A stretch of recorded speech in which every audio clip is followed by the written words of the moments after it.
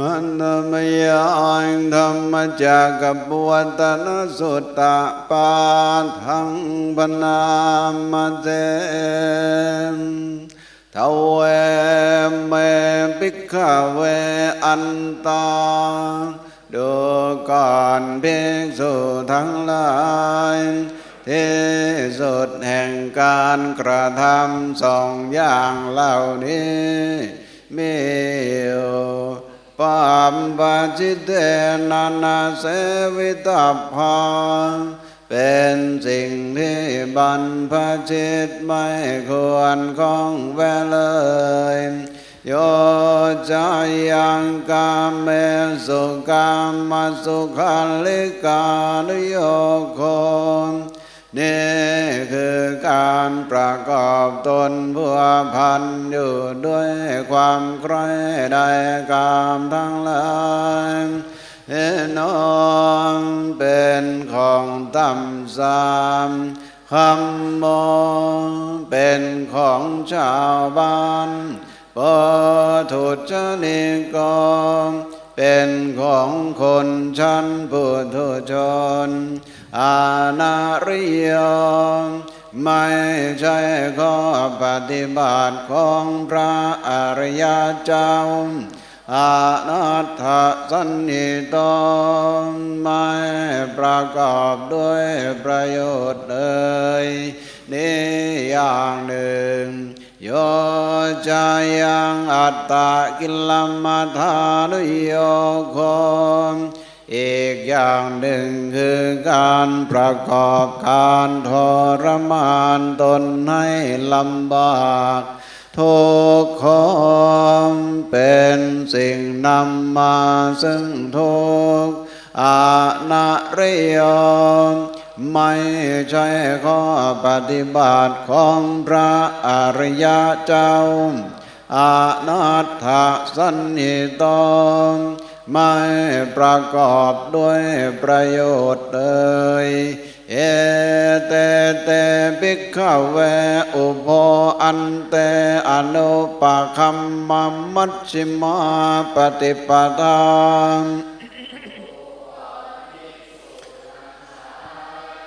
ข้อปฏิบัติเป็นทางสายกลางไม่เข้าไปหาที่สุดแห่งการกระทำสองอย่างนั้นมีอยู่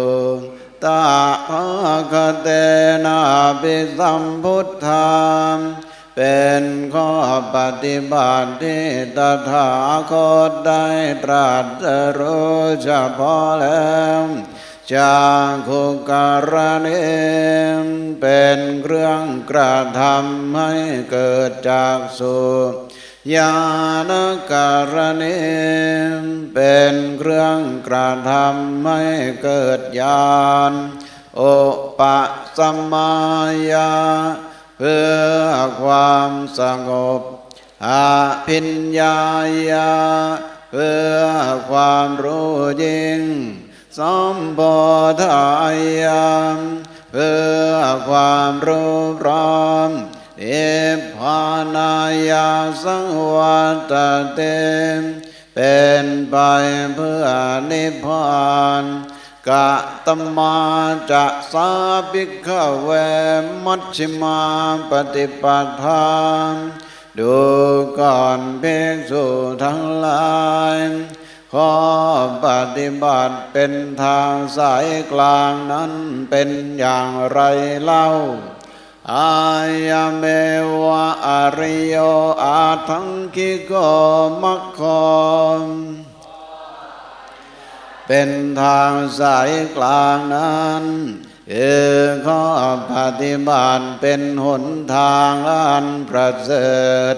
ประกอบด้วยองค์8ประการนี้เองสัยยะทิทางได้แก่สิ่งเหล่านี้คือสัมมาทิฏฐิความเห็นชอบสัมมาสังกัปปะความดำริชอบสัมมา การพูดจาชอบสัมมากัมมันโตการทำการงานชอบสัมมาอาชีวการเลี้ยงชีวิตชอบสัมมาวายาโมความภาคเพียรชอบสัมมาสติความระลึกชอบสัมมาสมาธิความตั้งใจมั่นชอบสัพพิกขเวมัชฌิมาปฏิปทา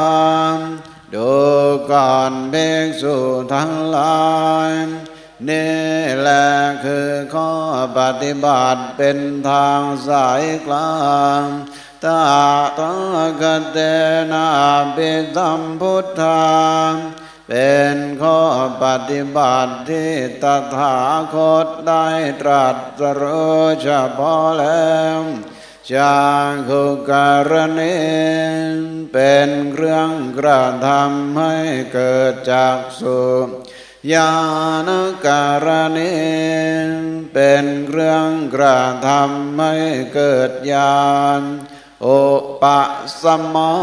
ยาเพื่อความสงบอภิญญายาเพื่อความรู้ยิ่งสัมโพธายาเพื่อความรู้พร้อมนิพพานายาสังวัตเตเป็นไปเพื่อนิพพานอิทังโคปันนาภิกขเว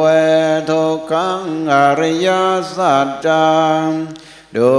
ก่อนภิกษุทั้งหลายก็อริยสัจคือทุกข์นี้ไม่อยู่ชาติปิทุกขังคือความเกิดก็เป็นทุกข์ชราเป็นทุกขังความแก่ก็เป็นทุกข์มรณะเป็นทุกขังโสกปริเทวะทุกขาโทมนัสสุปายาสะเป็นทุกขังความโศกความรำไรรำพันความไม่สบายกายความไม่สบายใจความคับแค้นใจก็เป็นทุกข์อัมปิเยเหสัมปโยโคทุกขความประสบกับสิ่งไม่เป็นที่รักที่พอใจก็เป็นทุกข์ปิเยเวปโยโคทุกขความพลัดพรากจากสิ่งเป็นที่รักที่พอใจก็เป็นทุกข์ยามเปจังนัลลาภเตตัมเปทุกขังมีความปรารถนาสิ่งใดไม่ได้สิ่งนั้นก็เป็นทุกข์สังกิตเตนะปัญจุปาทานะขันธาทุกขังอุปาทานขันธ์ทั้งห้าเป็นตัวทุกข์อิทังโคปันนาภิกขเวทุกขาสมุทัยโยอริยสัจจังก็อริยสัจคือเหตุให้เกิดทุกข์นี้มีอยู่ยายังตัณหานี่คือตัณหาโปโนปเวกาอันเป็นเครื่องทำให้มีการเกิดอีกนันทิราคะสังกตามอันประกอบอยู่ด้วยความกำหนัดด้วยอำนาจความเพลินตาตระตัตราพินันทิเน เป็นเครื่องให้เพลินอย่างยิ่งในอารมณ์นั้นๆไสยะทิทางได้แก่ตัณหาเหล่านี้คือกามตัณหา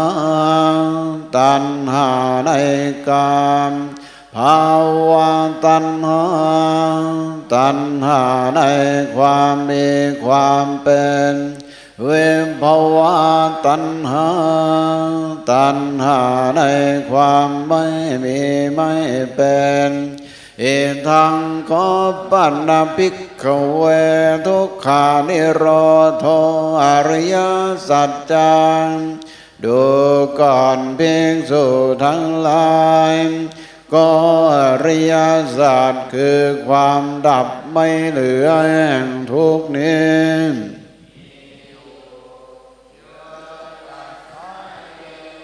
ตัณหายาอาเสสะเวราคะนิโรธนี่คือความดับสนิทเพราะจางไปโดยไม่มีเหลือของตัณหานั้นเองจากโคเป็นความสละทิ้งปาตินิสสะโคเป็นความสละคืนมุตเตเป็นความปล่อยอานาลโยเป็นความทำไม่ให้มีที่อาศัยซึ่งตัณหานั้นอิทังขอปัญญภิกขเวทุกขานิโรธคามิเนปฏิปทาอริยสัจจังดูก่อนภิกษุทั้งหลายก็อริยสัจคือข้อปฏิบัติที่ทำสัตว์ให้รู้ถึงความดับไม่เหลือแห่งทุกข์นี้มีอยู่อายะเมวะอริโยอาทังคิโกมัคโคเป็นหนทางอันประเสริฐประกอบด้วยองค์8ประการไสยะทิทางได้แก่สิ่งเหล่านี้คือความเห็นชอบสัมมาสังกัปปะความดำริชอบสัมมาวาจาการพูดจาชอบสัมมากัมมันโตการทำการงานชอบสัมมาชีวรการเลี้ยงชีวิตชอบสัมมาวายาโมความภาคเพียรชอบสัมมาสติความระลึกชอบสัมมาสมาธิความตั้งใจมั่นชอบเอทังทุกขังอริยสัจจันติเมภิกขเวภูมิเพอนานุสสุเตสุธรรมเมตุญาณังอุตตปาเทปัญญาอุตตปาเทวิชชาอุตตปาเทอาโลโกอุตตปาเทดูก่อนภิกษุทั้งหลายจักษุเกิดขึ้นแล้วแก่เราญาณเกิดขึ้นแล้วแก่เราปัญญาเกิดขึ้นแล้วแก่เราวิชชาเกิดขึ้นแล้วแก่เราแสงสว่างเกิดขึ้นแล้วแก่เราในธรรมที่เราไม่เคยฟังมาแต่ก่อนว่าอริยสัจคือทุกข์เป็นอย่างนี้อย่างนี้ดังนี้ต่างขอปฏิทังทุกขังอริยสัจจังปริญญายันเต คือทุกข์นั้นแหละเป็นสิ่งที่ควรกำหนดรู้ดังนี้ตังก็ปฏิทังทุกขังอริยสัจจังปริญญาตันเตว่าก็อริยสัจคือทุกข์นั่นแหละเรากำหนดรู้ได้แล้วดังนี้เอทังทุกขาสมุทัยโยอริยสัจจันติเมภิกขเวปุมเพอนันุสสุเตสุธัมเมสุจากขุงอุตตปาเทญาณังอุตตปาเทปัญญาอุตตปาเทวิชชาอุตตปาเทอาโลโกอุตตปาเทดูก่อนภิกษุทั้งหลายจักษุเกิดขึ้นแล้วแก่เราญาณเกิดขึ้นแล้วแก่เราปัญญาเกิดขึ้นแล้วแก่เราวิชชาเกิดขึ้นแล้วแก่เราแสงสว่างเกิดขึ้นแล้วแก่เราในธรรมที่เราไม่เคยฟังมาแต่ก่อนว่าอริยสัจคือเหตุให้เกิดทุกข์ดังนี้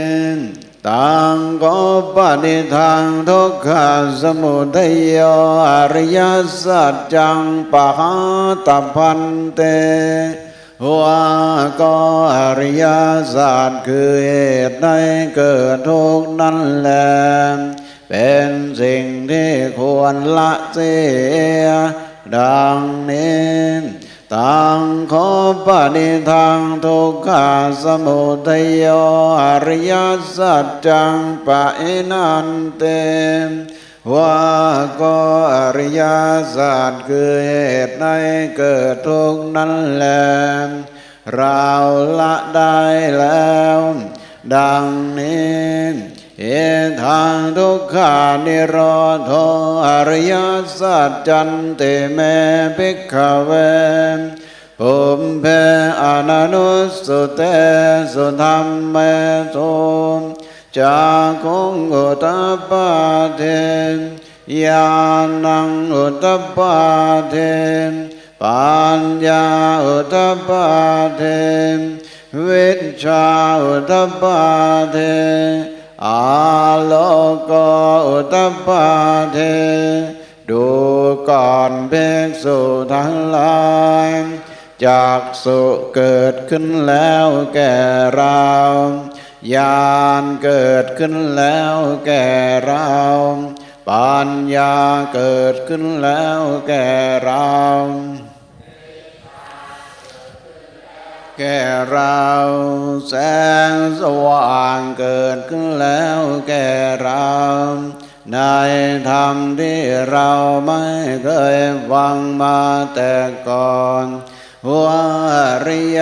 สัจคือความดับไม่เหลือแห่งทุกข์เป็นอย่างนี้อย่างนี้ดังนี้ตังก็ปฏิทังทุกขานิโร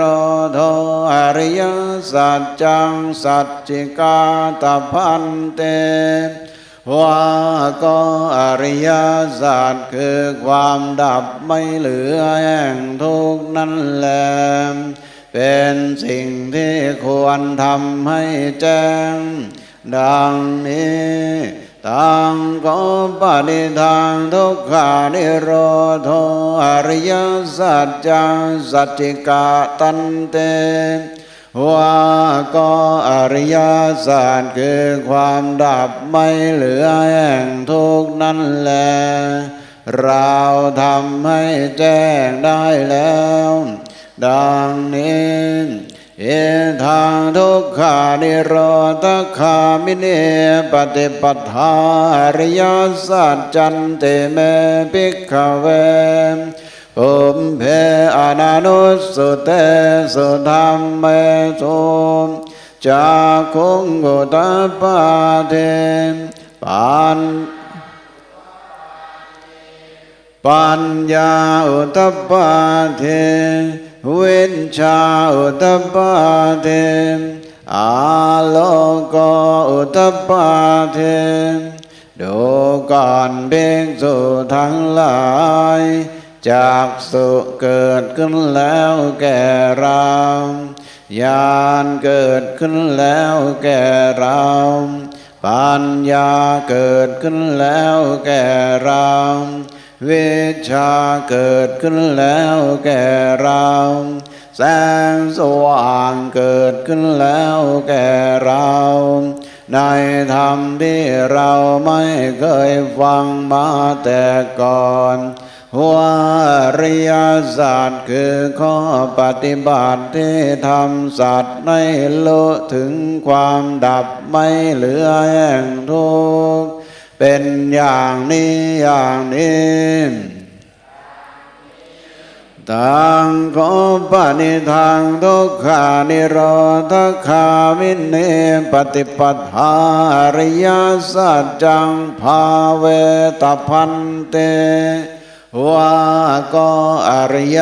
สัจคือข้อปฏิบัติที่ทำสัตว์ให้รู้ถึงความดับไม่เหลือแห่งทุกข์นั่นแหละเป็นสิ่งที่ควรทำให้เกิดนี้ดังนี้ตังโกปฏิทางทุกขานิโรธคามิเนปฏิปทาอริยสัจจังภาวิตันเตว่าก็อริยสัจคือข้อปฏิบัติที่ทำสัตว์ให้รู้ถึงความดับไม่เหลือแห่งทุกข์นั่นแหละเราทำให้เกิดนี้ได้แล้วยาวกิวันจะเมภิกขเวอิเมสุจโตสุอริยสัจเจโตเอวันเตมปริวัตตังทวาตสาการังยาธาภูตังญาณทัสสนังนะสุเวสุทังอาโหเสดูก่อนภิกษุทั้งหลายปัญญาเครื่องรู้เห็นตามที่เป็นจริงมีปริวัติสามีอาการ12เช่นนั้นในอริยสัจทั้งสี่เหล่านี้ยังไม่เป็นของบริสุทธิ์หมดจดด้วยดีแก่เราอยู่เพียงใดเนวตาวังภิกขเวสะเทวเกโลเกสัมมาระเกสัพพมเกสันสัมมณพรามณียาปชายาสะเทวมนุสสายามอนุตตรังสัมมาสัมโพธิงอภิสัมพุทโธปัจจัญญาเสดูก่อนภิกษุทั้งหลายตลอดการเพียงนั้นเรายังไม่ปฏิญญาว่าได้ตรัสรู้พร้อมเฉพาะแล้วซึ่งอนุตตรสัมมาสัมโพธิญาณในโลกพร้อมทั้งเทวโลกบารโลกพรหมโลกพร้อมทั้งสมณพราหมณ์พร้อมทั้งเทวดาและมนุษย์ยะโตจักโกเมภิกขเวอิเมสุจโตสุอริยสัจเจโตเอวันเตมปริวัตตังทวาตสาการังยะธาภูตังญาณทัสสนังสุวิสุทธังอโห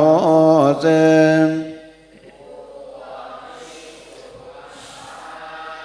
เมื่อใด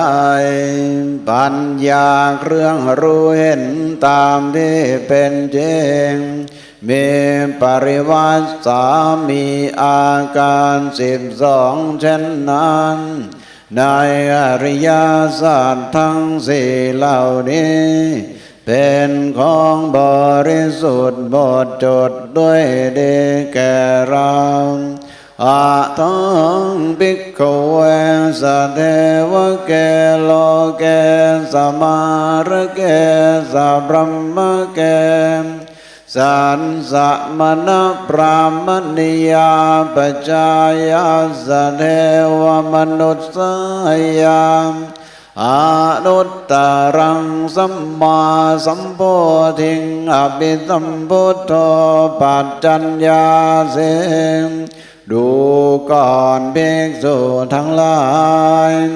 เมื่อนั้นเราปฏิญญาว่าได้ตรัสรู้พร้อมเฉพาะแล้วซึ่งอนุตตรสัมมา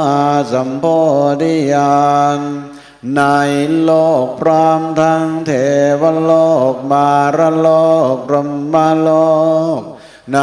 หมู่สัตว์พร้อมทั้งสมณะพราหมณ์พร้อมทั้งเทวดาและมนุษย์ญาณัญจามปนัมเมภิกขเว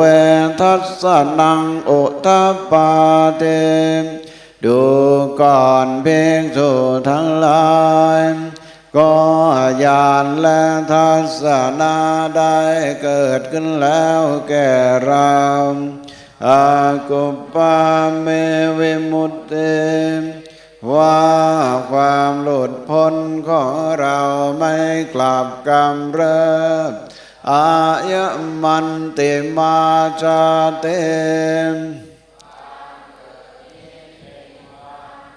ครั้งสุดท้ายนาทิธานิปุนาภวเตบัดนี้ความเกิดอีกย่อมไม่มีดังนี้